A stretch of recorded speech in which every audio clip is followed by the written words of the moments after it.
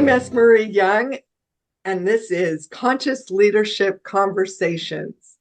And today I have Bob Hauer, CEO of and co-owner of Wave Plumbing. Bob identifies as a type 7. Welcome, Bob. Hi, S. Marie.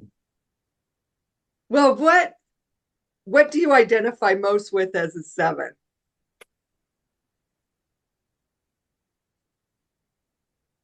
I thought many years ago when we started typing the Enneagram, when you introduced it to me, I thought that maybe I was a 4 because I'm very emphatic. I have a lot of empathy for people and I love people, and I'm really a heart. I thought I was a heart person and really a head person, but after delving into it, I'm a quintessential 7.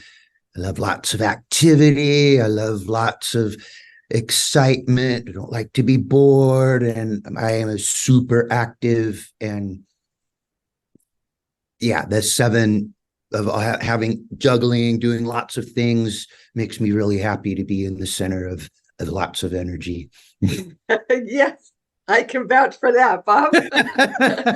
That's where I'm right. happiest, is in the middle of the storm.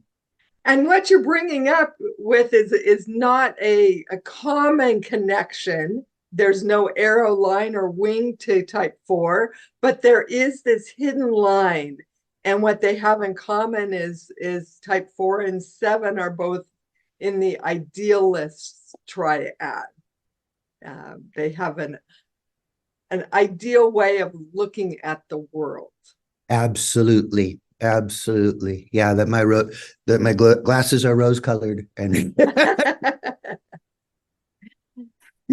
And what's your biggest challenge with that? I wasn't aware that there were any challenges before working with you. I Exactly. just thought this is the way, this is the best way to be, and I didn't realize that my sense for my seeking of stimulation and peak experiences can be a defense mechanism for not sitting with discomfort, not just being centered. I'd rather be moving. Avoiding the pain by staying ahead of the pain. Absolutely. And that manifests in, for myself, I don't know about other people, but it has manifested in addiction problems. I have 20 years clean and sober, which is wonderful. But yes. And S. Marie, you've taught me about, I can't remember the terminology, but the frenetic side of the 7, always bouncing around, and versus the, I can't remember the terminology, but the advanced 7, or the higher levels of being grounded and being centered and doing the, what did you call it? The holy work? There is part of holy work in it. And really, it's about being present in mind, body, heart. Yes. And not being present to what is in the moment rather than distracting oneself in either substances or activities. Yeah. Thank you for sharing so openly, Bob. Appreciate that. And you've had now 20 years of being clean and sober. And how has it been to just face your stuff? If I don't face it now, I'll have to face it another time. It doesn't go away. Well, that can be a hard lesson. The beatings will continue until morale improves. Yeah, I can hide my head under a rock or deal with it. And that just because I haven't had any alcohol or crystal meth doesn't mean that I'm all perfect. It's still the I think it's the human condition of running from pain. I don't know. I don't know I have anything else to compare it to. Well, all types run from pain. It just, we live in an addictive society. The 7 has it as their operating system to stay several steps ahead of anything that's uncomfortable. And I think, correct me if I'm wrong, but that's one of the beauties of the Enneagram, is that we all have our different mechanisms of avoiding our pain, and it manifests differently with a type 9, with a type 6, a type 8. Am I correct in that? You certainly are, yes. It's not just a nice, cool parlor game. Oh, I'm a Aries or a Scorpio or whatever. And I'm not discounting astrology if somebody believes in it, but it's more than just a parlor game. It's actually a very deep spiritual system, which is why I'm drawn to it. It's not just fluff. It's a useful tool to get to know myself and the others around me. Absolutely. And there is a spiritual aspect to it, in that all 9 types at our core, we're all one. We just cover that oneness up in different ways with different habitual patterns. And yeah, thank you for bringing that up.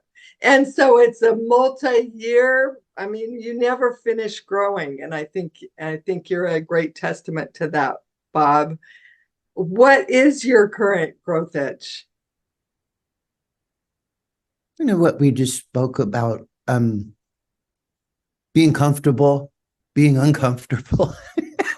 It's been 2023 has been one of the most challenging years of my life. It's been a lot of stress and family tragedies. And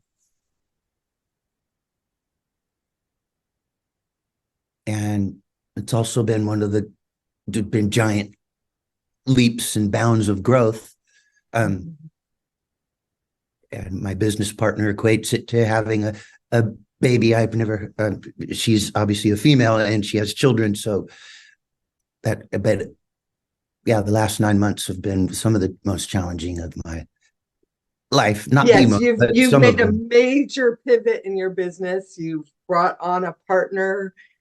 You've had to let employees go. You've had to hire and made some hires that weren't, yeah, on and on and on. Plus, you mentioned the personal tragedies. And through this, Bob, you've managed to be present to it. And that's a big testament to your growth Thank you. Then, as a person and as a leader. Yeah, it's if things were easy, they wouldn't have value to them. And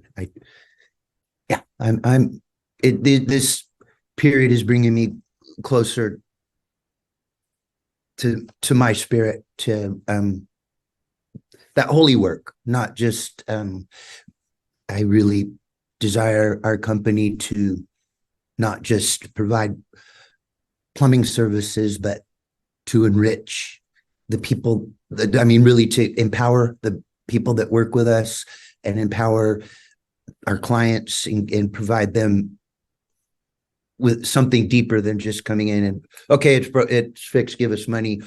To provide something deeper, that's important to me. That's what comes back to the 4 thing that you were talking about. Well, really finding purpose and meaning in what you're doing. Purpose and meaning, yes. And I'm at a point in my life that I'm old, that I can teach people, the younger people, and that brings a lot of joy to my heart. That's wonderful. And what you're talking about, this holy work, another way to put that is constancy, is staying put and finishing the work at hand. Whereas the 7 gets bored very easily and wants to go on to the next exciting thing. Oh, I got lots of great ideas. Let's focus here and stay right here. Yes, the options are very important to a 7. That the 7 goes into the 1, and I can become super hyper focused and super that one side can come out. You're mentioning the arrow lines, and going to 1 is a good way for 7 to learn how to have that constancy and really finish the job and do it right. And when I go into that, it's a hyper focus, and it's not always, it's enjoyable, but it can be an addiction. The power that I get from that, it's hard to explain, of the 1 of, okay, we're doing it this way and focused, and don't give me any. So you can get completely immersed in that. Okay. Mm-hmm. I see. And then also what you also taught me about the other arrow going to the 5 of being contemplative and detail oriented. Those are also joyful experiences too. I love detail and the big picture. The 5 is known as the observer, and 7s want to be the observed. They want to be on stage. So learning to be the observer is restful. We'll put it that way. Well, Bob, thank you so much for revealing yourself and being with me today, sharing yourself. I appreciate it. We could talk about me all day long, S. Marie. I'm not much, but I'm all I ever think about. Well, we could talk all day long, and it would be very enjoyable. But let's say goodbye here. Enough about you. What about me? No, it has been my pleasure, S. Marie. Thank you, Bob. Love you and respect you and the work that you do, and I hope your work reaches others, because you have really touched my life, and you know that. Oh, I appreciate that so much, Bob, and you have been a gift and a pleasure to me to coach you. And this has been Conscious Leadership Conversations with Bob Hauer, Enneagram Type 7. Thank you.